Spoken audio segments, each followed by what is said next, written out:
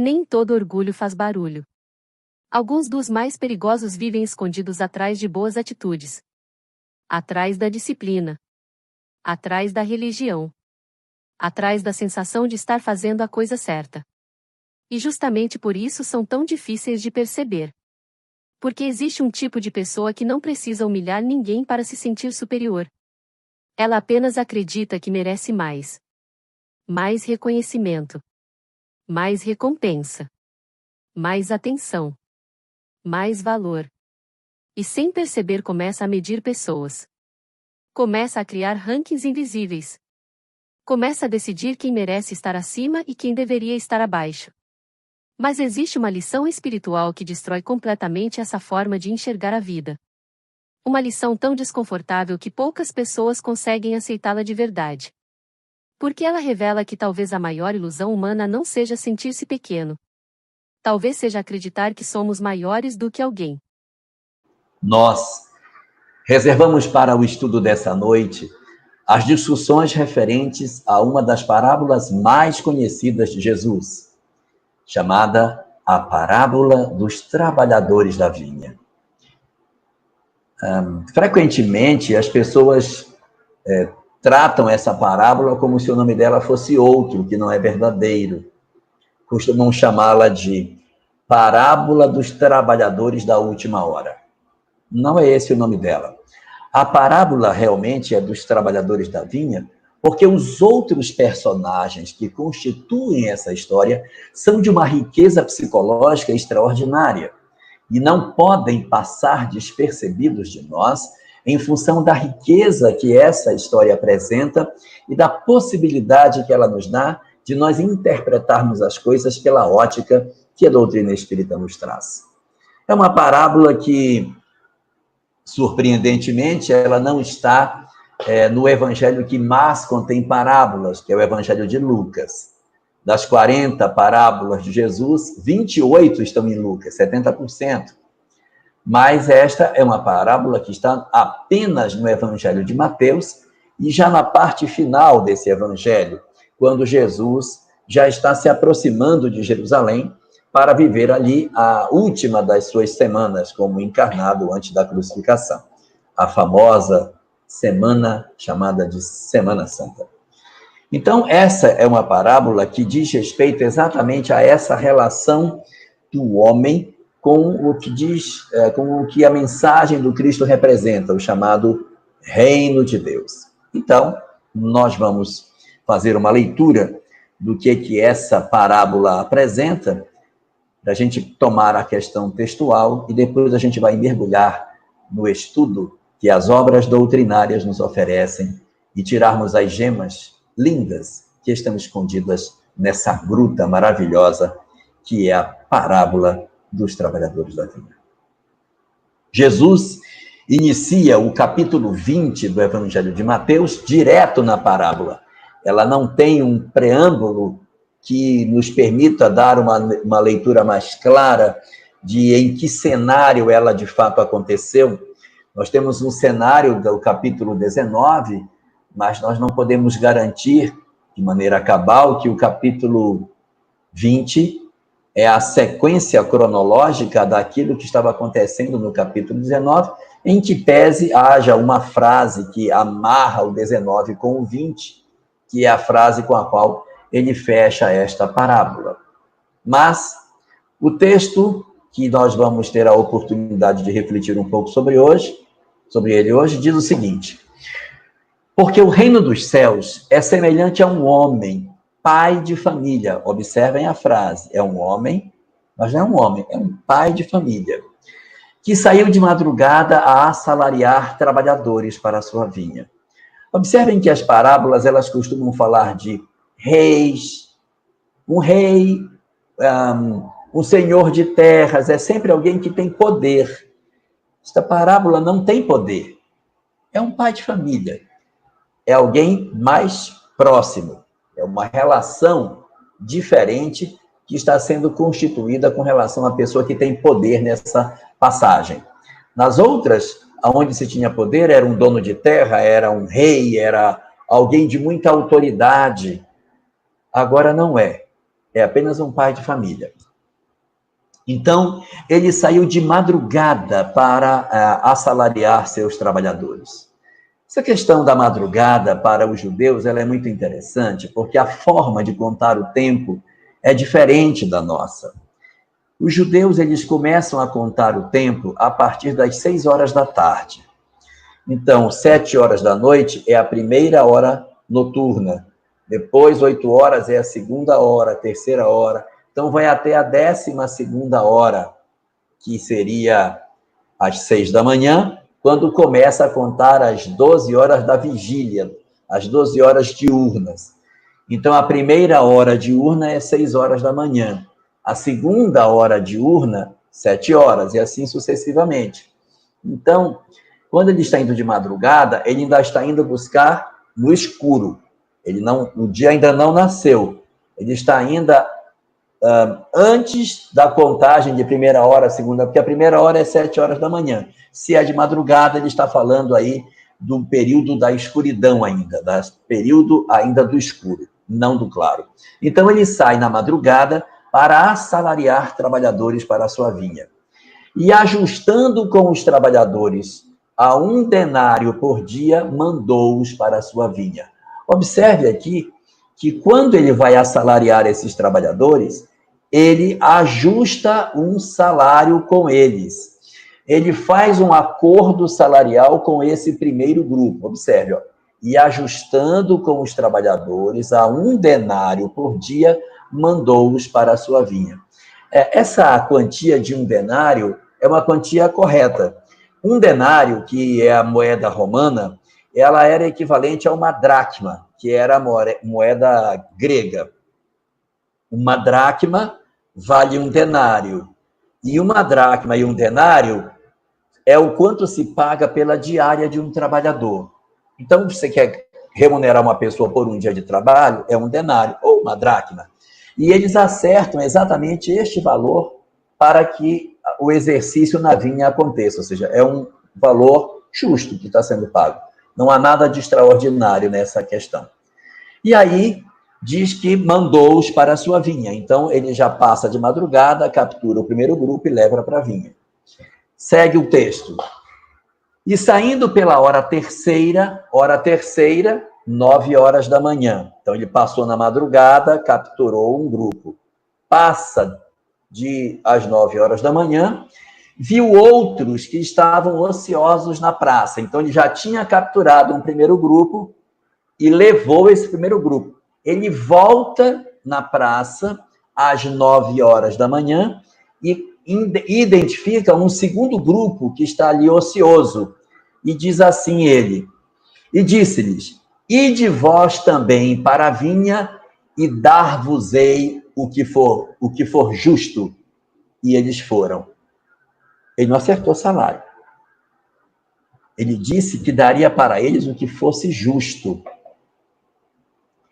Bom, se eles vão trabalhar a partir das 9 até umas 6 da tarde, então eles já não podem mais ganhar o salário dos outros que saíram, vamos dizer que 6 horas da manhã, que pegaram 12 horas de trabalho, eles que vão pegar só 9 sobre 12, 3/4, devem receber, pelo justo, 3/4 de 1 denário. Segue o texto.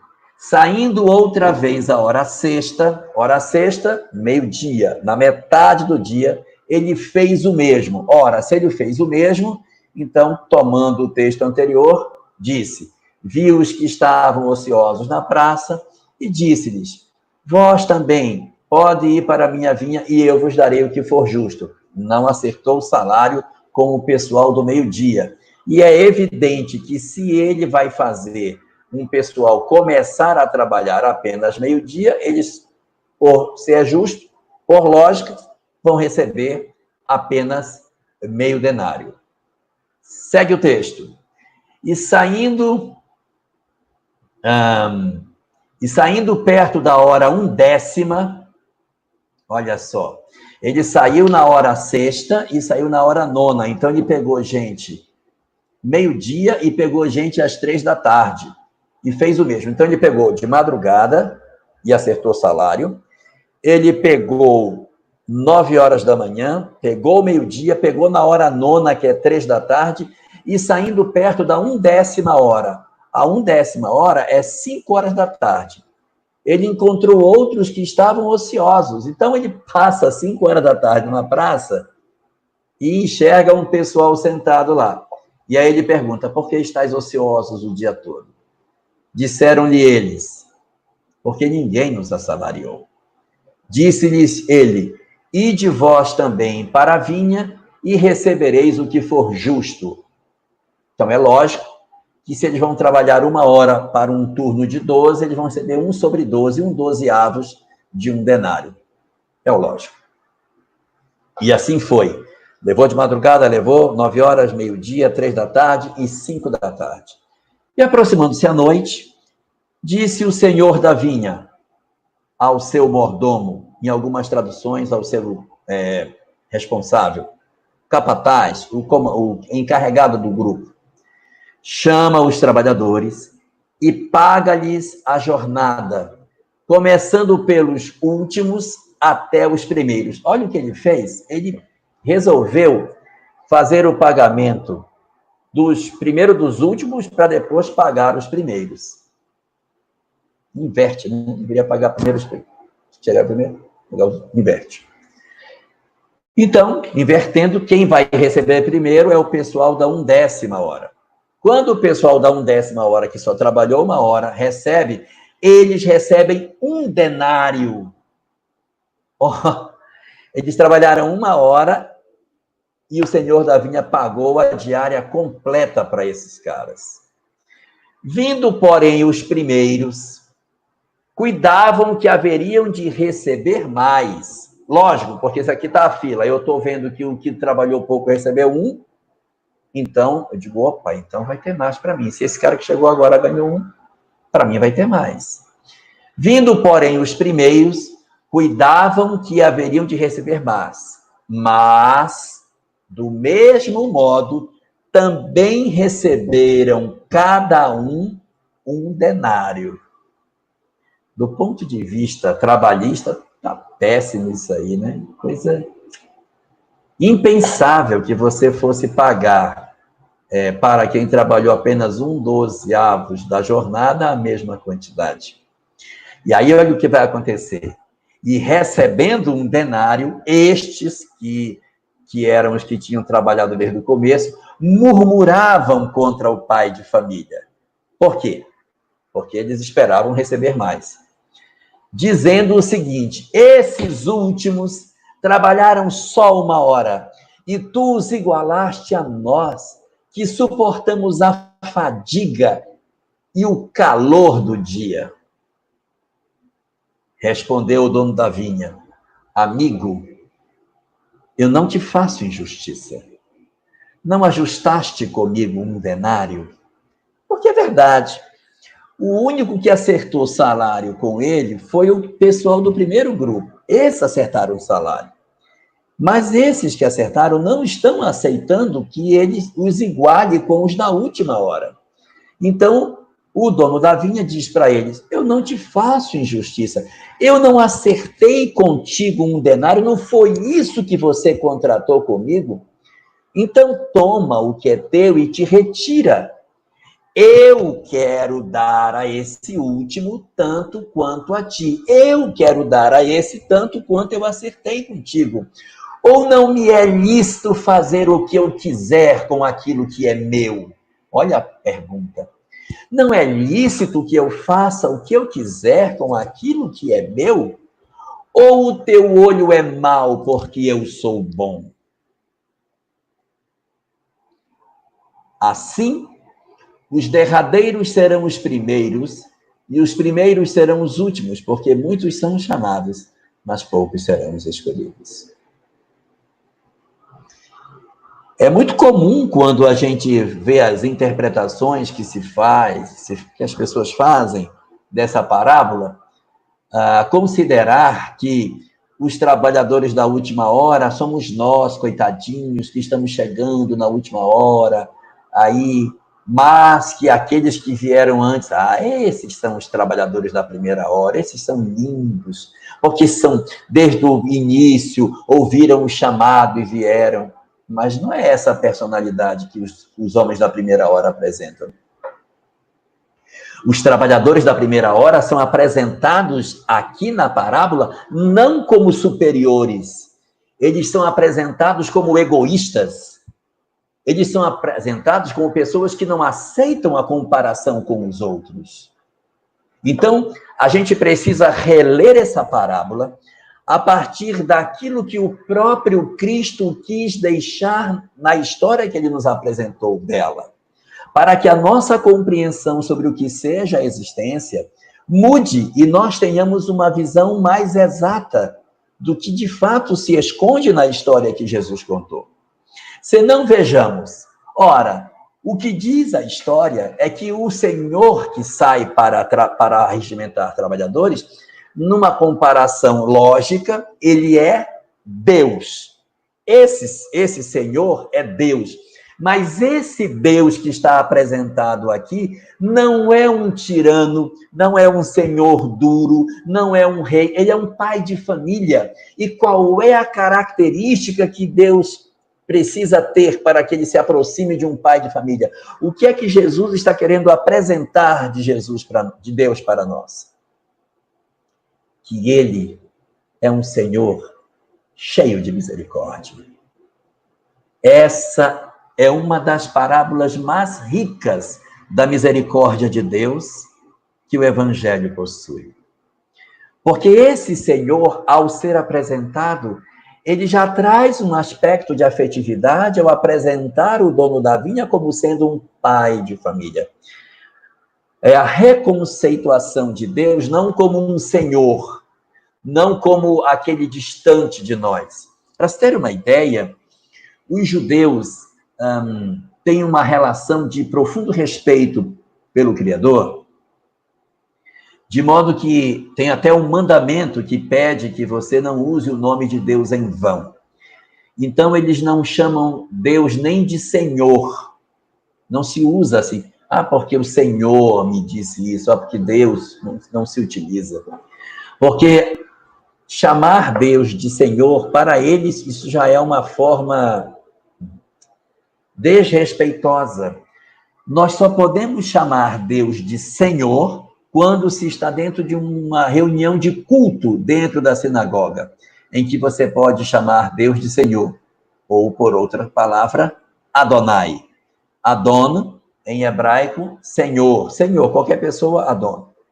Adon Paulo, Adon Daniel, Adon. Mas Adonai, Senhor divino. Então, o Senhor, no sentido de, com letra maiúscula, Adonai, não se fala fora da sinagoga. Fora da sinagoga, Deus é chamado de Hashem. Hashem significa o nome. Que nome? Aquele nome que eu não posso falar. Aquela palavra que eu devo evitar de dizer.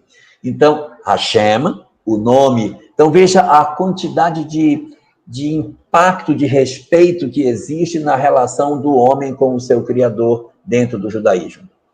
Jesus aparece e faz uma mudança nessa conceituação ao chamar o Criador, tão distante, de meu Pai. É uma ruptura absurda nas conceituações judaicas, um escândalo, porque você se dizer o Filho de Deus era desrespeitar todas as regras que existem até hoje dentro do judaísmo, nas quais nós, os seres humanos, não podemos nos conceituar como filhos de Deus, mas simplesmente como suas criaturas.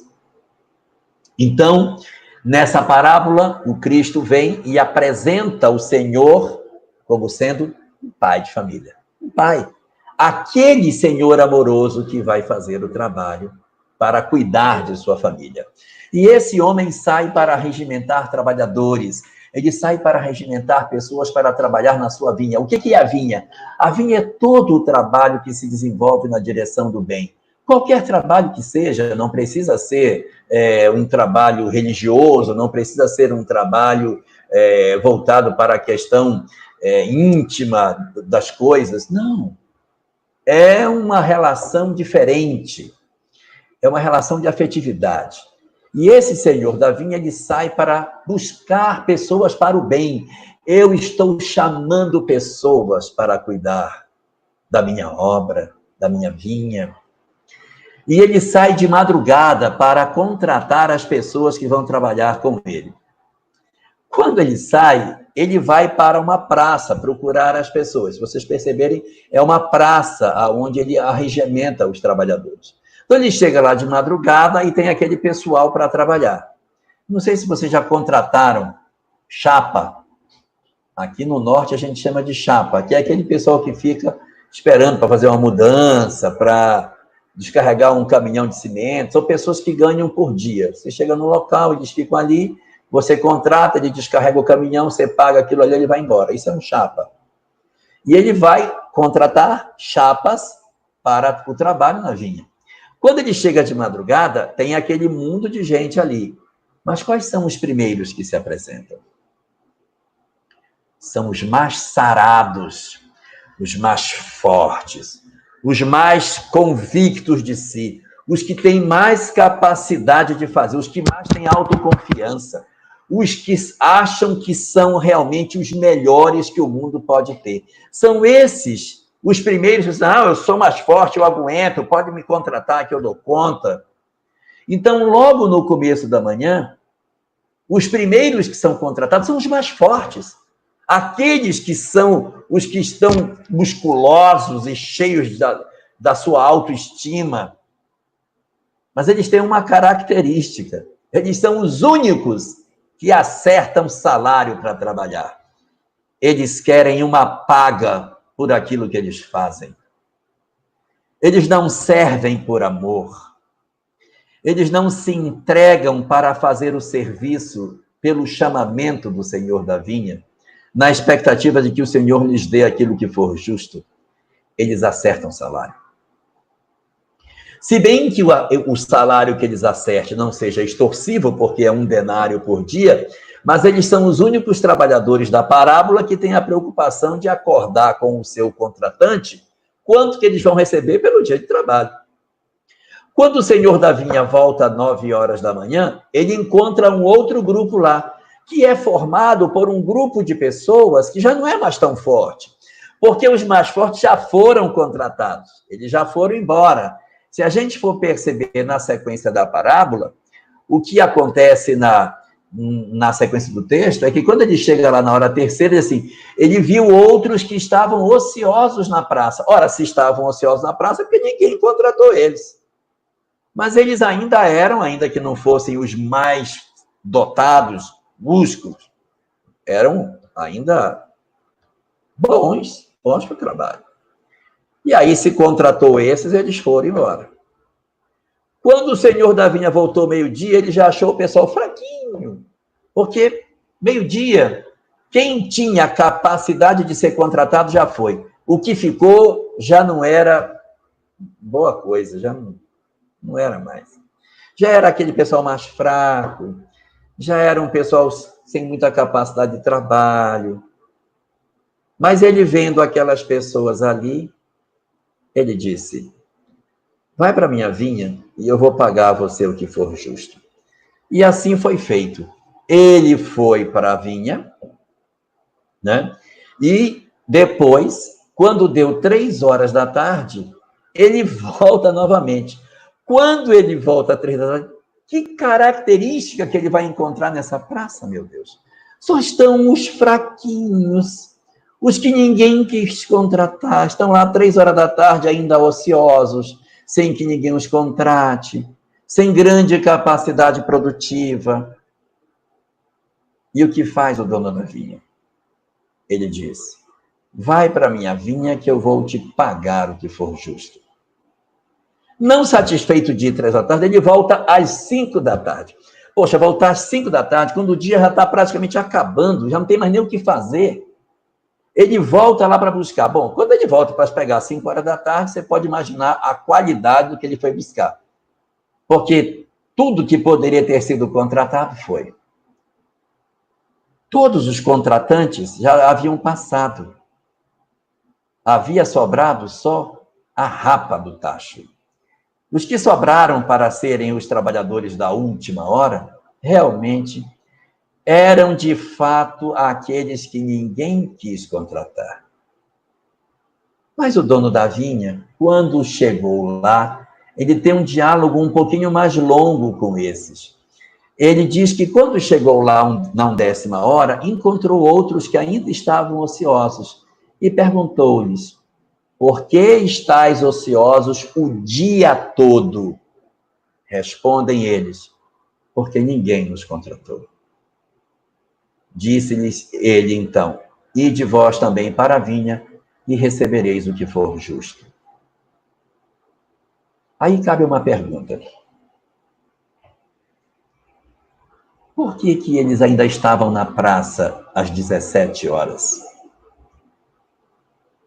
Não seria mais lógico que esses mais fracos, ao perceberem que o sol já estava se pondo, que eles fossem embora, uma vez que já não haveria a mínima possibilidade de serem contratados, faltando apenas 1 hora para terminar o serviço? O que moveria alguém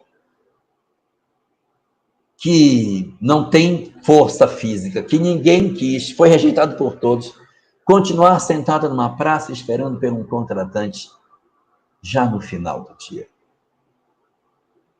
Só há uma resposta: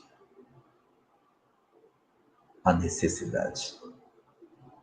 Esses homens ganham pelo que trabalham.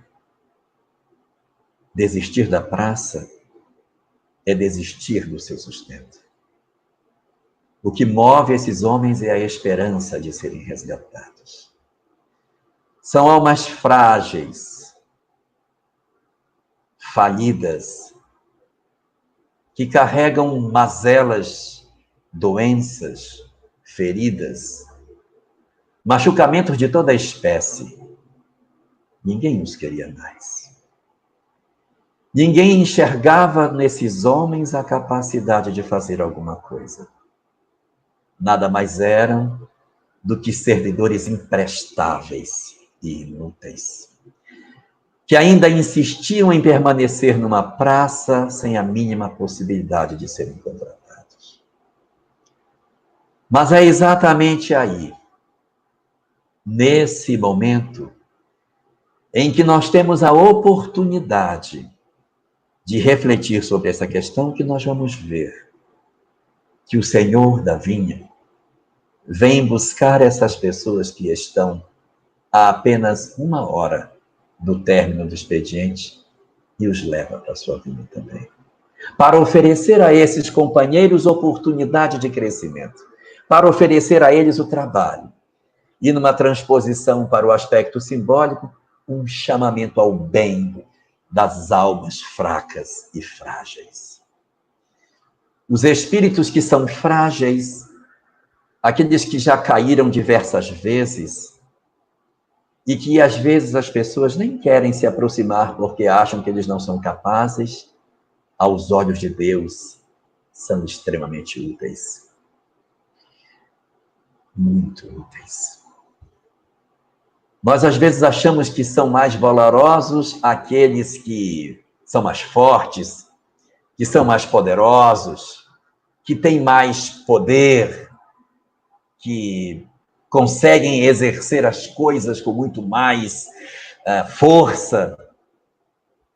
E aí vamos descobrir na parábola que o Senhor da vinha se agrada de todos que estão ali. Ele vai juntando todos que ele pode. E ele vai reunindo essas pessoas. E aí acontece uma coisa bastante curiosa. Eles vão para a vinha. E quando termina o trabalho, na hora de pagar o salário, o senhor da vinha chama o encarregado, o responsável pelo trabalho, e diz: pague os trabalhadores, mas pague ao contrário. Comece a pagar do último para o primeiro. Pague primeiro os que chegaram no final e depois pague os que chegaram por primeiro. Então você faz uma ideia da fila como se formou. Eles saindo para receber, os da primeira hora musculosos, fortes, se colocando e reclamando porque foram para o final da fila, enquanto que os raquíticos, doentes, estropiados, assustados, sendo colocados na frente para receber primeiro. Ninguém sabe ainda quanto vai receber. Só quem sabe quanto vai receber são os do final da fila. Os da frente não sabem quanto vai ser dado. Ele disse que ele pagaria o que fosse justo, mas ele não acertou o salário. Aí essa fila se forma. Os fraquinhos na frente e os ricos, os poderosos, os fortes lá atrás. Quando as coisas começam a acontecer em termos de pagamento, vem uma grande surpresa. O dono da vinha mandou que o capataz entregasse para o que chegou por último 1 denário. Quando ele entrega 1 denário para esse, os que estão por trás, olhando por cima dos ombros, opa, se ele receber 1, eu vou receber 2. O outro aqui vai receber 3, vou receber 4, o outro vai receber 6, 12. Então vai ser uma maravilha. Meu Deus, que coisa maravilhosa! Aí, nessa hora, ele começa a remunerar as pessoas e ele vai dando 1 denário para todos. 1 denário para todos. E quando chega nos últimos, que na verdade eram os que tinham chegado primeiro, eles não gostam. Essa não é a característica que a gente costuma apontar para os trabalhadores da primeira hora. Os trabalhadores da primeira hora, como a gente gosta de falar, são almas mais elevadas. Aqui não são, não. Os trabalhadores da primeira hora são os egoístas, são os ambiciosos, são os que acham que valem mais do que os outros. Porque quando chega a hora deles receberem, eles ficavam murmurando. E aí, ainda chegaram no pai de família para reclamar. Olha a reclamação que eles fazem. Esses últimos trabalharam só 1 hora e tu os igualaste a nós, que suportamos a fadiga e o calor do dia. Então, qual era o problema? O problema é ser igualado. O problema é ser comparado com os outros. O problema é o amargor de saber que você não vale nada além dos outros. É descobrir que todos nós valemos 1 denário. Rainha da Inglaterra, 1 denário. A empregada da sua casa, 1 denário. Você, 1 denário.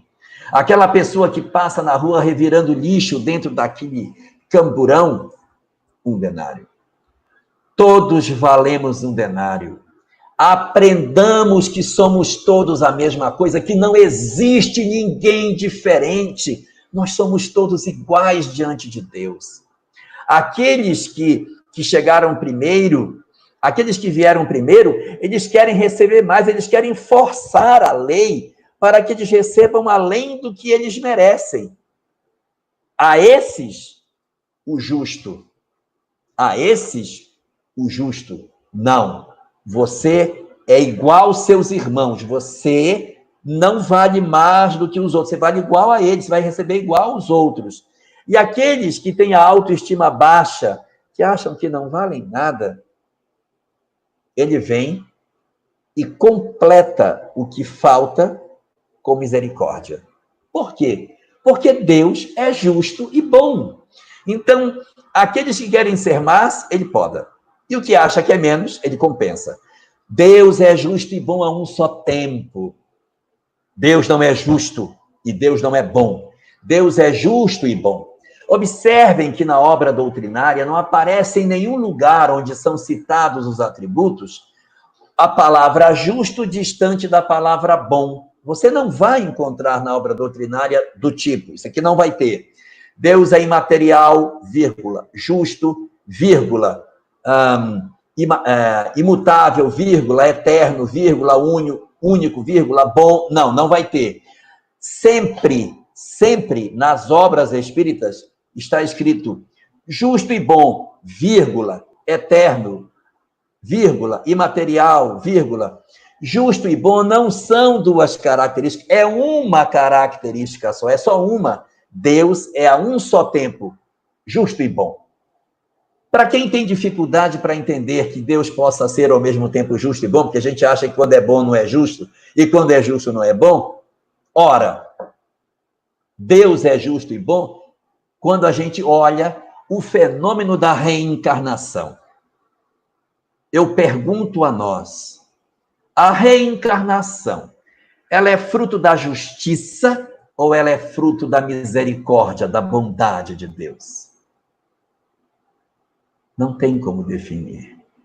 Porque quando nós pensamos que a reencarnação é fruto da misericórdia, nós lembramos das vinculações da justiça, que essa mesma lei possui. E quando vamos dizer que é fruto da justiça, nós lembramos da misericórdia que tem e dizemos, não, é misericórdia também. E não dá para separar. A gente não consegue, e isso é belo não separar, porque é isso mesmo. Deus é uma coisa só, ele é justo e bom. E ele prova que ele é justo e bom também nessa parábola, porque nivela todos pela mesma base. Todos nós valemos um denário. Ninguém vale mais do que ninguém. Ninguém é mais do que ninguém. Nem os que a gente acha que não, fulano, não tem. É a mesma coisa. Nós somos todos espíritos do mesmo quilate. Pode ser que a nossa sociedade nos enxergue de maneira diferente. Pode ser que a nossa sociedade dê a nós leituras distintas, mas aos olhos de Deus, todos nós somos espíritos iguais, nascidos simples e ignorantes, perfectíveis ao longo do tempo, tendentes para a perfeição. Hoje, nesses tempos de polarização política que o Brasil vive, lembremos, o político que a gente não gosta, ele também vale um denário, tá? E o que a gente gosta, ele não vale mais, ele também vale um denário igual ao outro. Os dois valem um denário, que é o mesmo que a gente também vale. Porque nós somos todos a mesma coisa. Nós não somos diferentes na essência. Não me importa se eu sou forte e poderoso. Se eu acho que eu sou mais do que o outro, a lei vai me alcançar para me diminuir. Se eu acho que eu tenho mais valor do que as pessoas, haverá experiências da lei que vão diminuir a minha capacidade para que eu diga, eu não sou isso que eu penso que eu sou. Eu não sou. Eu estava vendo agora uma reflexão sobre esses nossos tempos de pandemia muito interessante, que diz assim, pessoas que possuem hoje um trabalho muito mais intelectual, muito mais intelectivo, que tem capacidade de produzir as coisas com a mente, estão todos em casa, sem poder trabalhar, estão todos guardados. Mas os que, a princípio, têm menos instrução, são os que estão trabalhando. Então, aceite que aqueles que você achava que não tinha muito valor, são os que agora estão trabalhando, e você que achava que valia mais, está sem trabalho. Porque o seu trabalho vale tanto quanto o do outro. Todo mundo vale um denário. A gente precisa fazer uma reconceituação na nossa cabeça. Quando a gente diz assim, isso é finança, não vale nada, isso é uma bobagem. Não. Um denário para ele também. Todo mundo um denário. Essa é a mais extraordinária das lições que essa parábola possui. Não queiramos ser mais do que os outros, porque o Senhor da vinha sabe como lidar com as potencialidades de cada um de nós. Então, sigamos no texto para a gente ver o que nós temos ali. Olha a característica desses homens. Eles murmuram contra o dono da vinha. Mas o dono da vinha responde para eles de uma maneira muito interessante. Ele responde a eles assim, amigo, ele não dá assim, mas o que é isso? Ele chama de amigo. Amigo, eu não te faço injustiça. Tu não acertaste comigo um denário, mas não foi isso que você combinou comigo. Eu não estou te pagando menos. Eu estou te pagando o que eu disse que ia pagar. Está aqui o que é teu. Retira-te. Eu quero dar a este último o mesmo que a ti. Eu quero te igualar a ele. Eu quero que você aprenda isso. Aí diz ainda o dono da vinha, ou não me é lícito fazer o que eu quiser com o que é meu. Então, nessa hora, ele está fazendo uma reconceituação daquelas coisas todas. E termina o diálogo com esse Senhor com esses trabalhadores, dizendo: ou o teu olho é mau porque eu sou bom. Então, o teu olho é mau porque eu sou bom? Então, veja que, na verdade, ele está questionando a inveja que move o outro. Os trabalhadores da primeira vinha são cheios de inveja, eles não querem ser comparados. E então Jesus encerra essa parábola falando a frase que está dentro do capítulo 19, que eu disse que se repetia aqui no capítulo 20. Assim, os últimos serão os primeiros, e os primeiros serão os últimos, porque muitos são os chamados e poucos os escolhidos. Esta reflexão nos leva a perceber que o dono da vinha é um senhor diligente, atento a todos aqueles que possam produzir. Ele passa durante o dia todo para regimentar trabalhadores. Ele não desiste de chamar as pessoas para o trabalho que a gente tem para fazer. Ele nos chama de madrugada, quando somos mais fortes. Ele nos chama 9 horas, meio-dia, 3 da tarde, 5 da tarde, porque os chamamentos do Senhor estão por toda parte. E esse chamamento para o bem não é um chamamento religioso, não é um chamamento para que a gente exerça um ofício religioso. O bem não tem fronteira.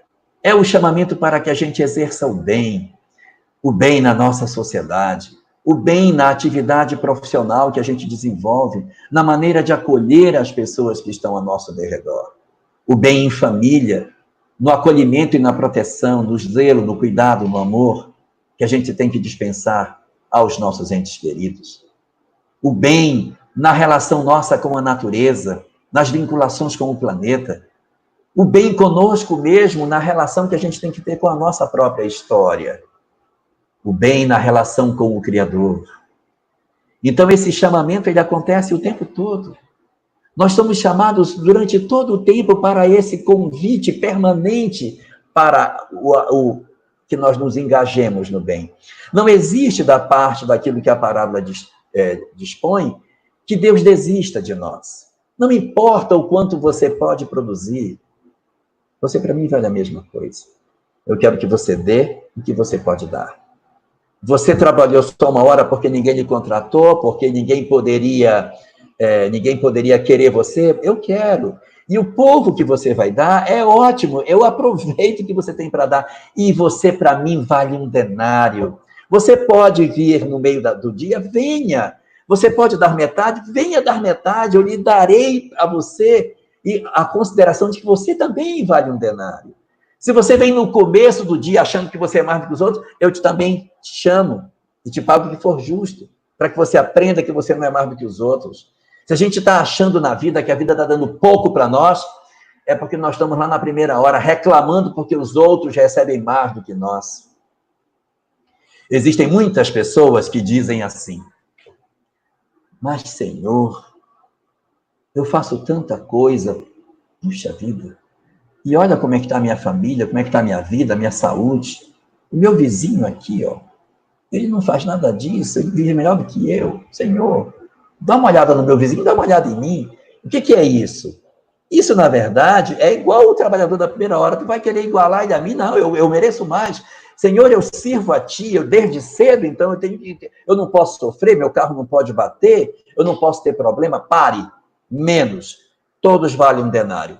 Nós estamos sujeitos às mesmas condições da nossa existência. Todos estamos sujeitos às mesmas condições. O que muda é a nossa capacidade de entender. Se a gente não compreendeu ainda que nós somos iguais aos outros, está na hora da gente começar a despertar.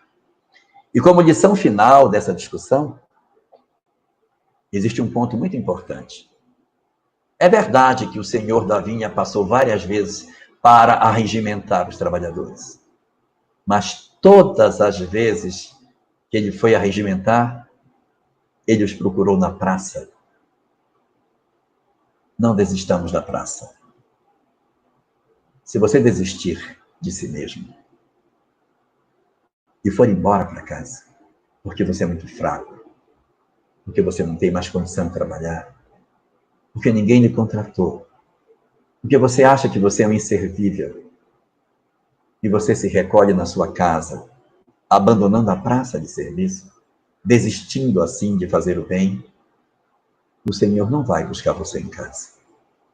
O Senhor busca os que estão ávidos de trabalho.